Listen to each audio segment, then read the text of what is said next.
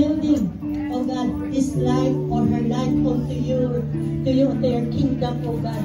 Salamat at binigyan mo po siya ng mga talento na kung saan magagamit niya para sa kaluwalhatian ng iyong pangalan, that she is investing for her life into your kingdom, oh God. Lord, ingatan mo po si Belle hanggang ulo, hanggang paa, Panginoon. Ang buong katawan niya, Panginoon, sa lumang gawa na kaaway.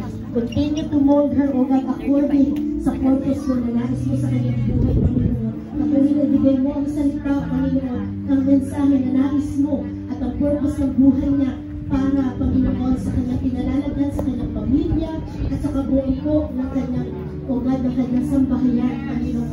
Lord, continue to strengthen her, O God, that her eternity comes from you alone, O God. May her hope of Jesus, based on your life, O God, na binigay mo books sa kanya.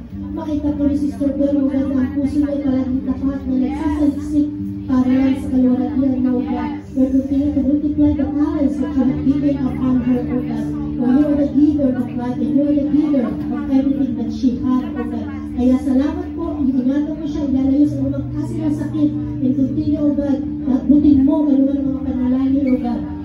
Any personal prayers, O Lord, ng request po ng ating kapatid, may you hear every prayers, O Lord, na kanyang puso, Panginoon. Na naniniwala kami ni Panginoon that in your perfect time, every prayers and every cry, O Lord, na meron siya, kayo ay sasagot, kayo ay nakakaloob, for you're the God who will provide our needs, O God. Kaya salamat po, Panginoon, continue to bless her, O God, ingatan mo ang kanyang sambahayan, ang kanyang pong asawa, ang kanyang pong mga anak, at ang lahat po na nakapaligid po sa kanya. Salamat, Panginoon, dahil binulod sa buhay po ni Ate Luz, O God. Lord, salamat dahil